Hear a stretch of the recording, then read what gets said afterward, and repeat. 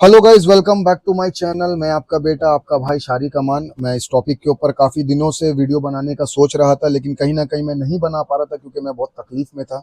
आप लोग को पता ही है कि 8 मार्च 2025 शनिचर के रात, शाम को, रात नहीं कहूँगा, शाम को जस्ट आफ्टर इफ्तार मेरे साथ क्या हुआ।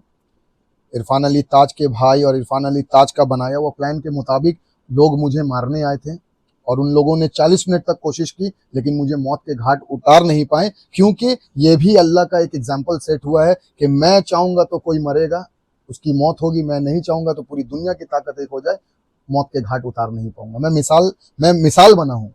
अल्लाह ने इबरत के तौर पे मुझे जिंदा रखा है। मैं अल्लाह का बहुत शुक्रगुजार हूं और मैं जानता हूं कि मुझे मेरे साथ आप लोगों का दुआ है।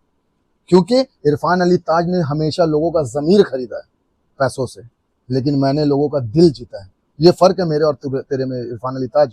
और तू क्या कहना चाहता है कि तू इसके पीछे नहीं है? तो तेरा भाई, तेरा चचेरा भाई, तेरा खलेरा भाई, तेरा भगना, तेरा ये, तेरा वो, ये लोग क्यों मार रहा था मुझे?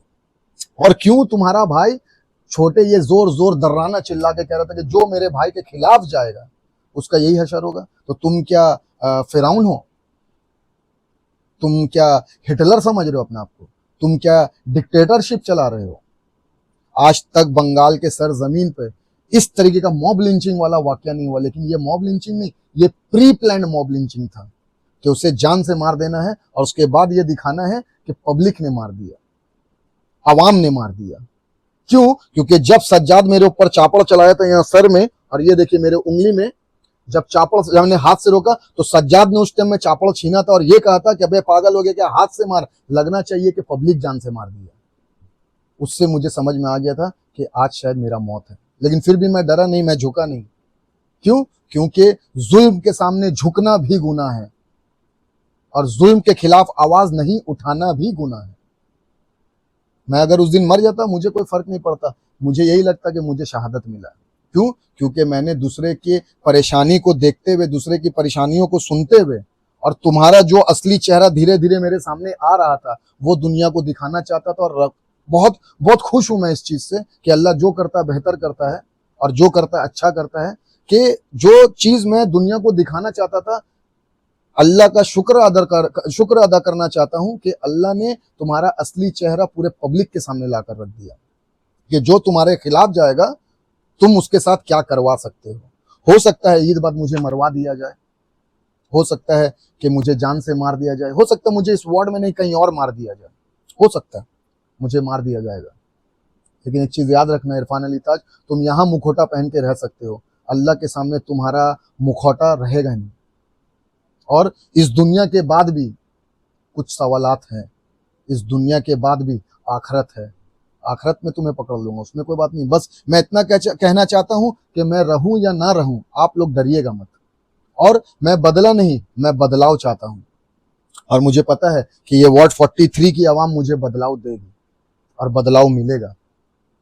बस इस चीज को याद रखिएगा कि ये जुल्मी है जो इंसानियत और फरिश्ता का मुखौटा पहना हुआ है, ये नंगा हो चुका है, इसे और मुखौटा पहनने मत दीजिएगा। बाकी आप लोग सब समझदार हैं, माशाल्लाह सब समझदार हैं और आप सभी ईमानदार हैं।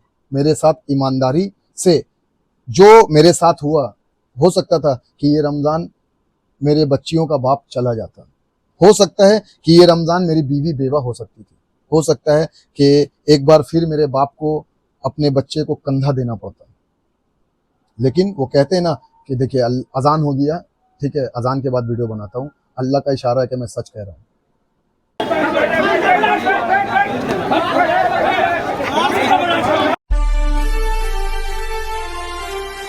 राह के पत्थर को चकनाचूर होना चाहिए, राह के पत्थर को चकनाचूर होना चाहिए। वार चाहे एक हो, भरपूर होना चाहिए। क्या बात है? वार चाहे एक हो, भरपूर होना चाहिए। सिर्फ इतना ही नहीं, वो हार अपनी मान ले, वो हमारे सामने मजबूर होना चाहिए।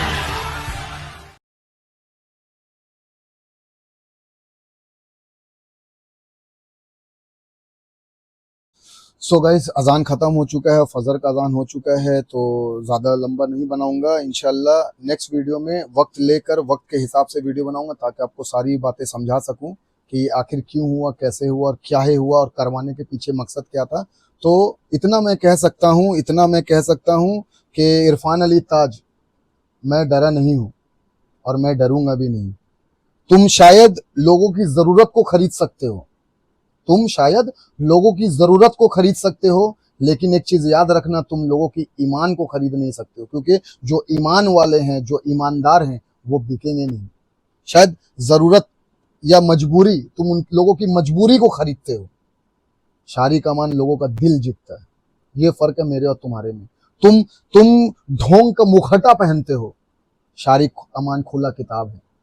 और इल्जामात, जो इल्जाम लगाना है तुमको मेरे ऊपर तुम लगाओ, मुझे पूरा पक्का यकीन है कि तुम प्रूफ कुछ नहीं कर सकते हो, क्योंकि तुम झूठे हो, तुम मक्कार हो।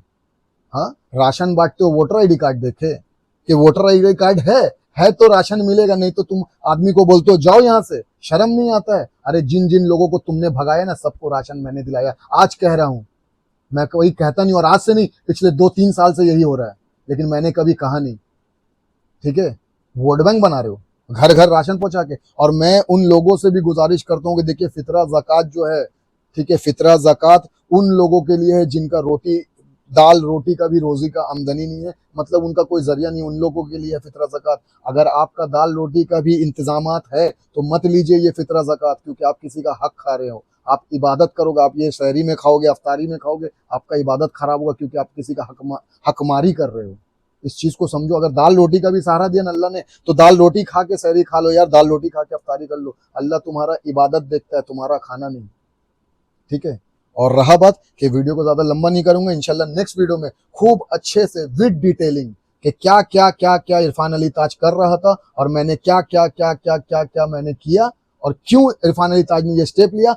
इसने मेरा पहला शर्त तो पूरा किया, मैंने इससे 6 शर्त रखा था, 6 शर्त। एक शर्त इसने पूरा किया, लेकिन बाकी का शर्त से ये पीछे हट गया। वो शर्त क्या था, नहीं था, वो सब आपको बताऊंगा। तब तक के लिए वीडियो को एंड कर रहा हूं, क्योंकि फजर का अजान हो चुका है, सहरी खत्म हो चुका है। तो इंशाल्लाह आपसे जल्दी मिलूंगा। व्लॉग के साथ बने रहें, क्योंकि अब कहीं ना कहीं थोड़ा फिट हो गया हूं। इंशाल्लाह आप लोगों को अपडेट मिलता रहेगा इस केस के ऊपर, और अपडेट देता रहूंगा, और विद डिटेल्स, विद प्रूफ, क्या क्या गंदा काम ये कर रहा है, किस किस के साथ किया है, नहीं किया, सब कुछ बताऊंगा इंशाल्लाह। और ये पहले भी क्या क्या गंदा काम है, ये 800 रुपया मार के बैठा हुआ मेरी बहन का LIC का, ये क्या बात करेगा चोर इंसान। प्रूफ दूंगा इंशाल्लाह, प्रूफ दूंगा। और मैं फिर पूछना चाहता हूं, इरफान अली ताज तुम्हारा कारोबार क्या है? Promoter, construction, illegal. लेकिन शारिक अमान का इंशाल्लाह माशाल्लाह जो भी कारोबार है सब लीगल है। मैं 2 नंबर ही नहीं हूं तुम्हारी तरह। ठीक है, अब बाकी रुको, अब मैं आ गया हूँ होश में, और थोड़ा सा तबीयत भी ठीक हो गया है। अब करूंगा मैं तुम्हें नंगा। तो मेरे व्लॉग के साथ बने रहें, इंशाल्लाह आप लोग को ऐसा ऐसा अपडेट दूंगा, ऐसा ऐसा अपडेट दूंगा कि आप लोग को समझ में आ जाएगा कि आखिर इरफान अली है कौन। और ये ताज ताज ताज आप लोग डिसाइड करिएगा कि ये ताज इसके सर में रखना है कि लात मार के ताज को फेंक देना है। ठीक है, क्योंकि मुझे पता है कि लोग समझदार भी हैं, ईमानदार भी हैं। मैं फिर कह रहा हूं, मुझे बदला नहीं, मुझे बदलाव चाहिए। अल्लाह हाफिज।